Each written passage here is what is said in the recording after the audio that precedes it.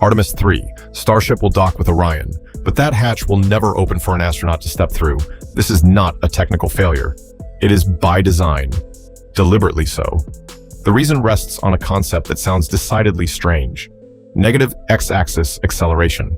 Just those few words alone determine the entire configuration in which the spacecraft will fly during SpaceX's single most consequential test. Why is that? Let us examine it now. The reason Starship will fly empty on Artemis 3 is contained entirely within one phrase: negative x-axis acceleration. This is not a figure of speech. It is the exact term used by Jared Isaacman, NASA's administrator, when explaining the true reasoning behind this test. And it fundamentally reframes how this mission should be understood. Set aside the notion that Starship's interior simply isn't finished yet. The issue is one of physics, not of interior outfitting. A new architecture, Starship now doubles as the TLI boost stage. The Artemis architecture has just undergone a major shift. According to Jessica Jensen, Vice President of Customer Operations at SpaceX, Starship no longer functions solely as a lunar lander. It now also serves as the Trans-Lunar Injection Stage, the TLI stage. What does this entail? It means the entire Starship-Orion stack will dock together while still in low Earth orbit, not at NRHO, the near rectilinear halo orbit around the Moon, as the earlier plan specified. Following that, Starship will execute the TLY engine burn, carrying Orion along with it, propelling the stack toward the Moon. And it is precisely at this point that the negative x-axis becomes a matter of structural survival. When a mass as large as Starship undergoes intense acceleration, the forces generated along its axis of motion can induce vibration and structural loading on whatever is docked behind it. In this configuration, that load-bearing element is Orion, the vehicle carrying 4 astronauts. The Artemis 3 test, therefore, is not designed to evaluate Starship's crew cabin.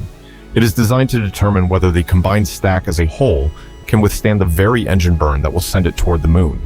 This is the element that reveals the decision to be a deliberate engineering choice, not a reluctant compromise. According to Jensen, relocating the crewed docking event to low Earth orbit yields one concrete advantage: the crew can abort the mission almost immediately should any failure occur.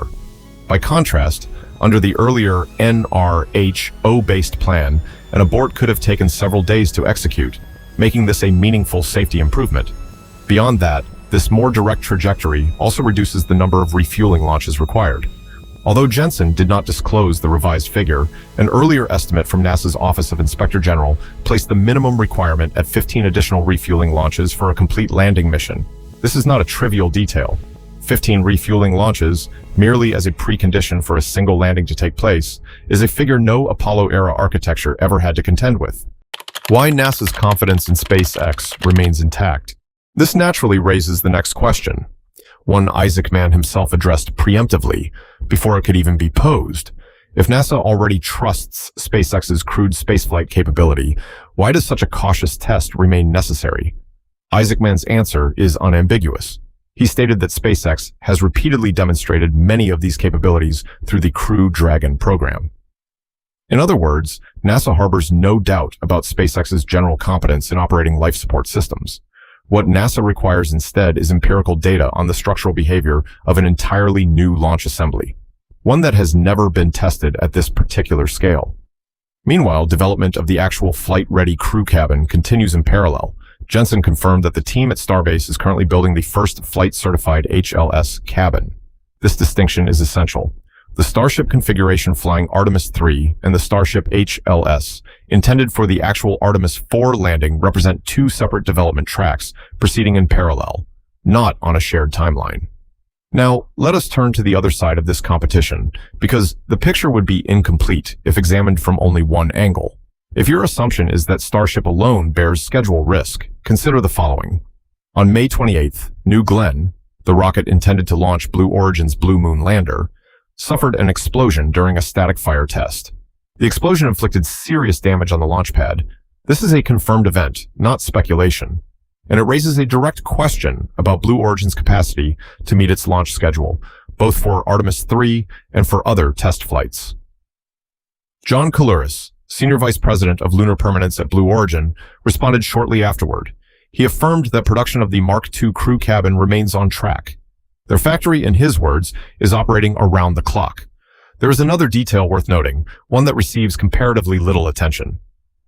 The spacesuit built by Axiom Space, slated to fly aboard Blue Moon during Artemis 3, is in fact only a mass simulator, a mass representative mock-up. It is not a functioning suit. Its sole purpose is to verify hardware compatibility, not to be worn or operated by an actual astronaut. In other words, even Blue Origin's apparent advantage in this comparison, a crew physically entering a real cabin, carries a comparable limitation in readiness. So what is the underlying takeaway? Neither company, without exception, has yet flown a spacecraft to orbit in its actual landing configuration. Both still face numerous qualification milestones before NASA will certify either for crewed flight. This is not a narrative of one side succeeding while the other falters. It is the story of an entire private lunar lander industry racing against the same deadline. Apollo versus Artemis. Does greater complexity actually mean worse? Now, let us step back and situate all of this within a broader context, because former NASA Administrator Jim Bridenstine offered a comparison worth dissecting rigorously with data rather than accepting at face value. Apollo launched the command module and the lunar lander together in a single launch aboard one Saturn V rocket. Artemis, by contrast, currently requires 3 separate launches, SLS, New Glenn, and Starship, paired with 2 landers built by 2 different companies. NASA itself has described this as among the most complex crewed missions the agency has ever undertaken, but greater complexity does not necessarily equate to a worse outcome. And here is why. Apollo faced no real-time commercial competition. NASA at the time developed the entire system independently, backed by a budget representing a far higher share of GDP than exists today. Artemis, conversely, deliberately adopted a commercial contracting model, with multiple private firms competing in parallel in order to reduce long-term costs. The price of that choice is precisely the complexity now visible in the program. There is a further point of balance worth acknowledging. The SLS core stage for Artemis 3, completed at the Michoud Assembly Facility this past April, uses 4 refurbished RS-25 engines carried over from the Space Shuttle program. Older technology, but technology validated across dozens of prior flights. This reflects a deliberate risk mitigation strategy. Not every element of Artemis constitutes wholly new, unproven engineering. And when SLS flew for the first time on Artemis 1, it achieved human rating certification immediately. Bridenstine himself acknowledged that this is an exceptionally difficult standard to meet. If you are closely following the technical developments surrounding Artemis, subscribing to the channel will ensure you don't miss the analyses to come. The race against China and the risk of slipping past 2028. Now, back to the larger question, because this is where the stakes truly come into focus. The deadline is not merely a technical matter. It carries a distinctly geopolitical dimension as well. Sean Duffy, during his tenure as acting NASA administrator, stated publicly that SpaceX is behind schedule. And he said plainly that the United States is in a race with China. These are not the words of an outside commentator. They come from the very individual who once led the National Space Agency. So let us pose a hypothesis. Conditional, not a declaration of fact. If neither Starship nor Blue Moon completes its crewed flight qualification testing before the end of 2027, the Artemis 4 landing milestone, currently targeted for 2028, could plausibly slip. Not for lack of political will, but because these 2 complex architectures simply demand a far greater number of verification steps than anything Apollo's architecture ever required. Yet here lies the most consequential insight in this entire story. The very emptiness of Starship on Artemis 3, something that superficially reads as a weakness, may in fact be what safeguards the 2028 timeline rather than threatening it. Because Artemis 3 exists for exactly one purpose: to gather genuine data on genuine structural behavior before NASA wagers real human lives on Artemis 4. So the question posed to you is this: if this negative x-axis test fails, even marginally, what scenario follows next? Will NASA have the patience to schedule yet another round of testing, or will the pressure of the race against China compel it to accept a higher tolerance for risk? And if Blue Moon encounters a comparable setback within the same mission, would NASA retain any contingency option at all for Artemis 4?